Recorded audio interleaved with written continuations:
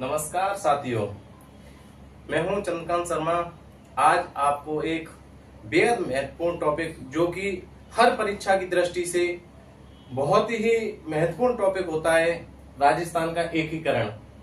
अक्सर कर आपने देखा होगा कि राजस्थान के एकीकरण को कई वीडियो के माध्यम से कई तरीकों से आपने पढ़ा भी होगा, समझा भी होगा कि 7 चरण होते हैं, 19 रियासतें होती हैं, ठिकाने होते हैं, ये होता है। फिर भी आप क्वेश्चन को गलत कर देते हो, क्यों? कभी आपने सोच के देखा इसका कारण क्या है? इसका कारण ये है कि अक्सर क्या है कि हमें एकीकरण पढ़ाया ही वहां से जाता है जहां से पेपर में क्वेश्चन एक आध बन जाता है, पर लेकिन जो चीज जहां पेपर में क्वेश्चन बनता है ना, उसको हमको एकीकरण को पढ़ाया ही नहीं जाता। वो एकीकरण की सारी चीजें एकीकरण की भूमिका के अंदर पढ़ानी चाहिए। हालांकि मेरे पास इतने संसाधन तो उपलब्ध नहीं है, पर लेकिन मैं फिर भी आपको एक राजस्थान की एकीकरण की भूमिका को एक अच्छे तरीके से डिफाइन करने की कोशिश करूंगा। फिर आप बताना आपकी समझ में कितना आया, कैसा आया, उसके आधार पर हम दूसरा पार्ट या आगे की पूरी हिस्ट्री को पढ़ाने का प्रयास करेंगे। राजस्थान का एकीकरण।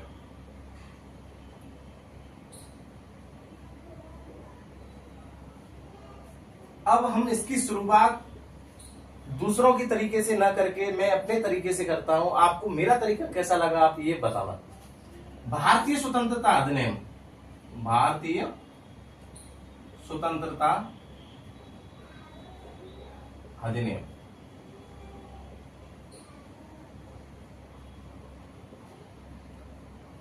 1947।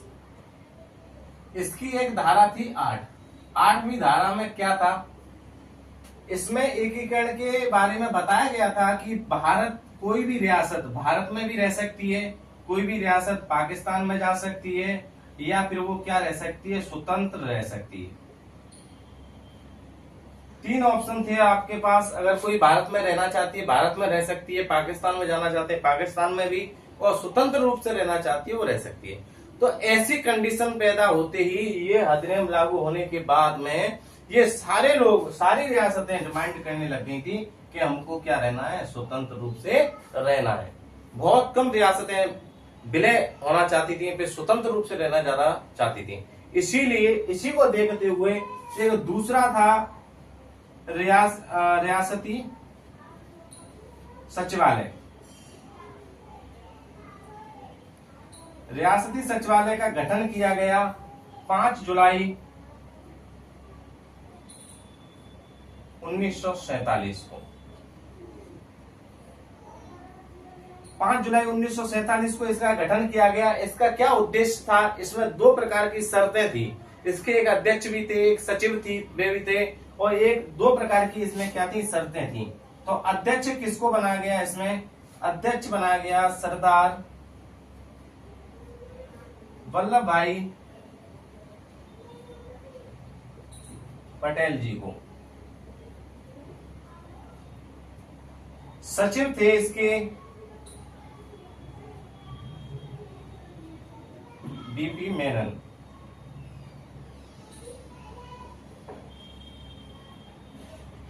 इसमें 2 प्रकार की शर्तें थी। इसमें 2 प्रकार की शर्तें थी। 2 प्रकार की शर्तें कौन कौन सी थी? चलो यहां देखते हैं। नंबर 1, ऐसी रियासतें जिसकी जनसंख्या, ऐसी रियासतें जिसकी जनसंख्या कितने से, 10 लाख से अधिक हो, अधिक। दूसरा पॉइंट था जिसकी वार्षिक आय,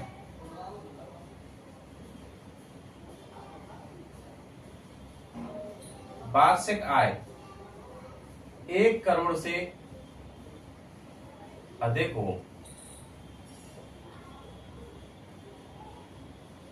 2 इसमें शर्तें थी कि जिसकी जनसंख्या 10 लाख से अधिक हो, जिसकी वार्षिक आय 1 करोड़ से अधिक हो, ऐसी रियासतों को हम स्वतंत्र रहने की इजाजत दे सकते हैं। साथियों, दूसरों से थोड़ा सा डिफरेंट है मेरा पढ़ाना। जो अदर लोग हैं वो एकीकरण को शुरुआत करते हैं कि एकीकरण के 7 चरण होते हैं, 19 रियासतें होती हैं, यहाँ से शुरुआत करते हैं। मैं एकीकरण की भूमिका से शुरुआत कर रहा हूं। ऐसी रियासतें जो इन शर्तों को पूरा कर रही थी वो केवल और केवल कितनी थी? 4। Number 1 Udaipur, number 2 Jaipur, number 3 Jodhpur और नंबर 4 बीकानेर।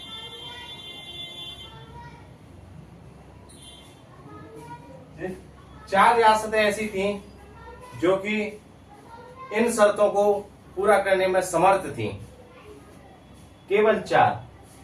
तो रियासती सचिवालय 5 जुलाई 1947 को अध्यक्ष सरदार वल्लभ भाई पटेल को बनाया गया, सचिव बीपी मेनन था और इसमें 2 शर्तें थीं कि या तो 10 लाख से ज्यादा जनसंख्या होनी चाहिए या फिर 1 करोड़ से अधिक जिसकी वार्षिक आय होनी चाहिए।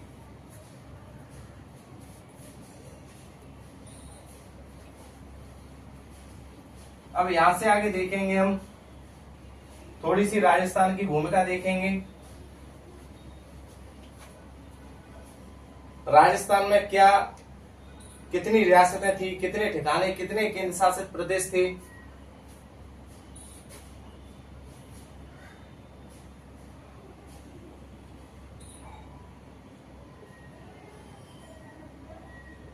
रियासतें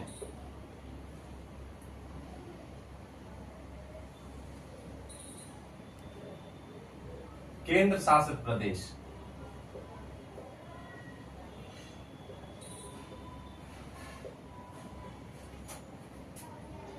ठिकाने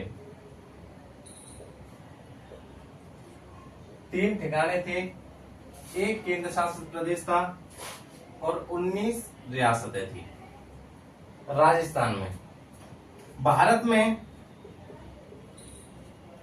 देखा जाए तो 565 रियासतें थीं,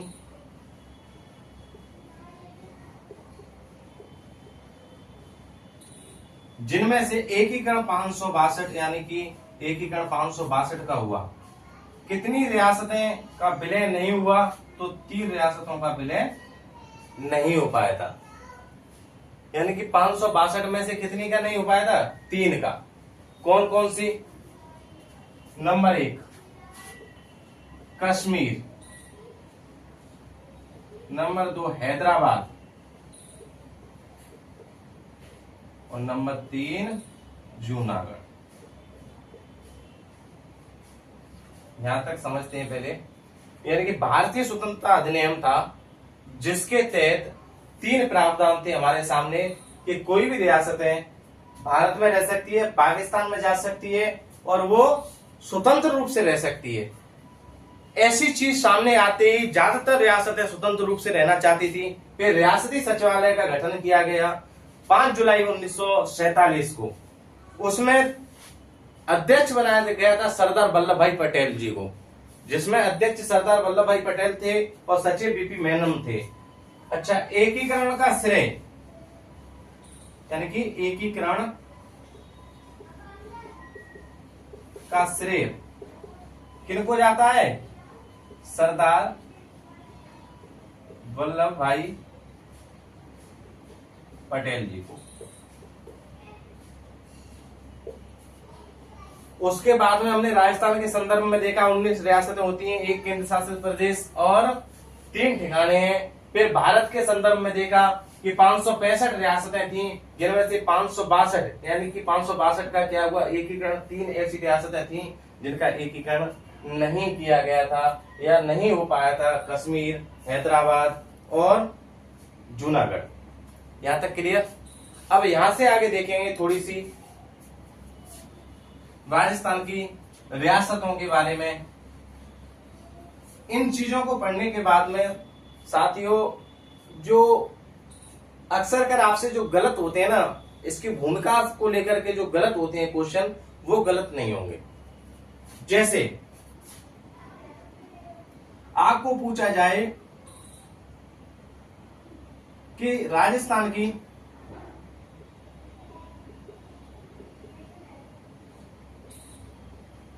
सबसे प्राचीन रियासत।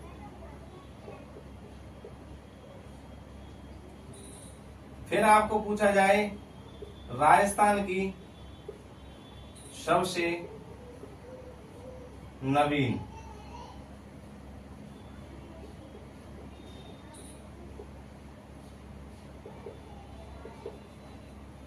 फिर एक प्रश्न बनता है क्षेत्रफल की दृष्टि से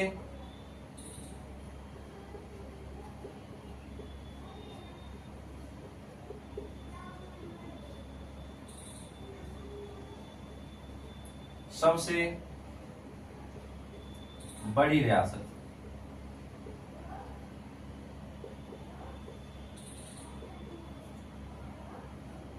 फिर इसी का क्षेत्रफल की दृष्टि से सबसे छोटी रियासत।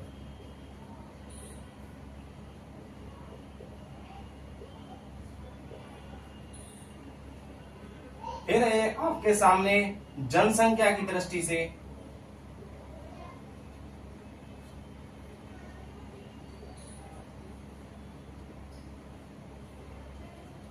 सबसे बड़ी रियासत। इसी में जनसंख्या की दृष्टि से सबसे छोटी रियासत।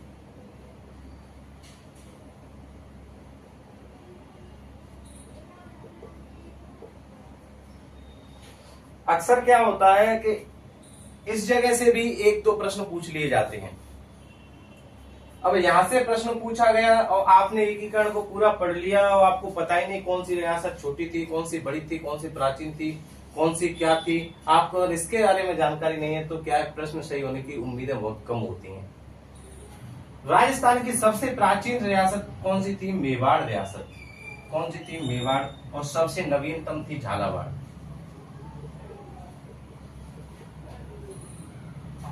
क्षेत्रफल की दृष्टि से सबसे बड़ी रियासत मारवाड़ थी और सबसे छोटी रियासत शाहपुरा। जनसंख्या की दृष्टि से देखा जाए तो सबसे बड़ी जयपुर थी और सबसे छोटी वही शाहपुरा। सबसे प्राचीन हो गई, सबसे नवीनतम हो गई, क्षेत्रफल की दृष्टि से सबसे बड़ी, सबसे छोटी, जनसंख्या की दृष्टि से सबसे बड़ी, सबसे छोटी। ये हमारे कुछ महत्वपूर्ण पॉइंट हो गए। इसके बाद में कुछ अन्य भी ऐसे महत्वपूर्ण तथ्य हैं, उनके बारे में हम जानेंगे। जैसे कि एकमात्र मुस्लिम रियासत कौन सी थी? एकमात्र अगर लग जाए ना तो उसको ज्यादा देख लेना चाहिए। एकमात्र मुस्लिम रियासत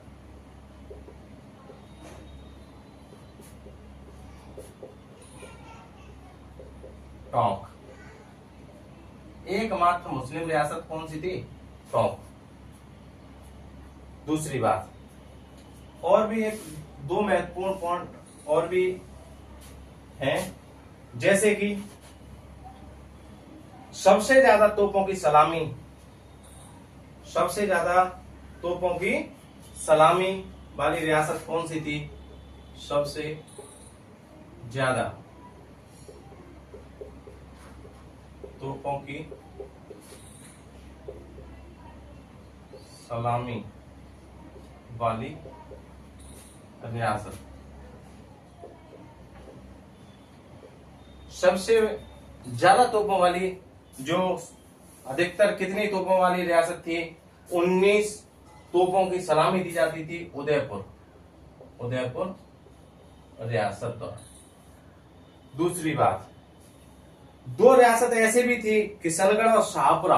किशनगढ़ और शाहपुरा, ध्यान रखना, शाहपुरा और किशनगढ़। इनको ये अधिकार नहीं था, तोपों की सलामी वाला अधिकार नहीं था। अब एक छोटा सा पॉइंट जो केंद्र शासित प्रदेश से संबंधित है उसको जानेंगे। केंद्र शासित प्रदेश, केंद्र शासित प्रदेश।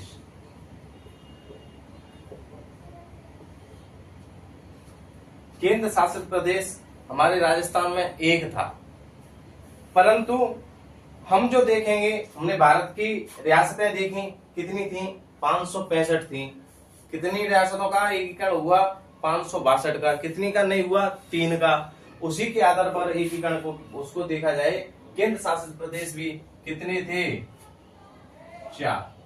केंद्र शासित प्रदेश कितने थे भारत में, जिनमें से एक केंद्र शासित प्रदेश हमारे राजस्थान में भी था। नंबर 1 दिल्ली, नंबर 2 अजमेर मेरवाड़ा, जो कि कहां था? राजस्थान। नंबर 3 बलूचिस्तान, कहां है? पाकिस्तान। नंबर 4 कुल्लू, कहां पर? कर्नाटक। इसी में से एक केंद्र शासित प्रदेश हमारे राजस्थान में था। इसी में से एक केंद्र शासित प्रदेश हमारे कहां था? राजस्थान में, जिसकी अलग कौन सा? अजमेर मेरवाड़ा।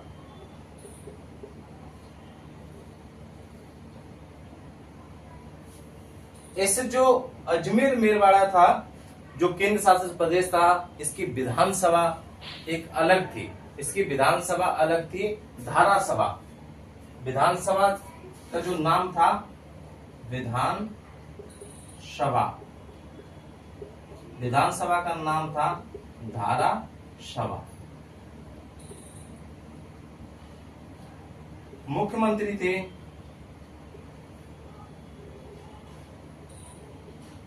हरिभाऊ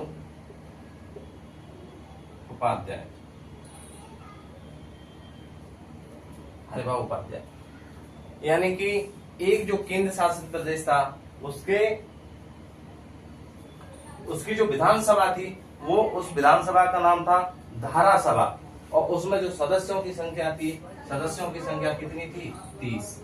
यानी कि अजमेर मेरवाड़ा जो केंद्र शासित प्रदेश है हमारे राजस्थान का, उसकी विधानसभा का नाम क्या था? धारा सभा। उसके मुख्यमंत्री हरिभाऊ उपाध्याय, और सदस्यों की संख्या क्या थी? 30 थी।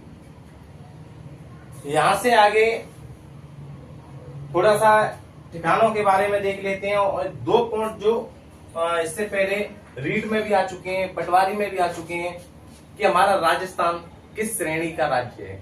अजमेर मेरवाड़ा किस श्रेणी का राज्य है? अजमेर मेरवाड़ा किस श्रेणी का है? हमारा राजस्थान किस श्रेणी का है? 2 महत्वपूर्ण बिंदु है। यानी कि राजस्थान बी श्रेणी का माना जाता है, यानी बी श्रेणी का राज्य। और अजमेर मेरवाड़ जो है, अजमेर मेरवाड़ा, इसको रट लो, ये सी श्रेणी का है। कौन सी श्रेणी का? सी श्रेणी का। इसको बिल्कुल दिमाग में अभी की अभी रट लो कि राजस्थान बी और अजमेर सी श्रेणी का है।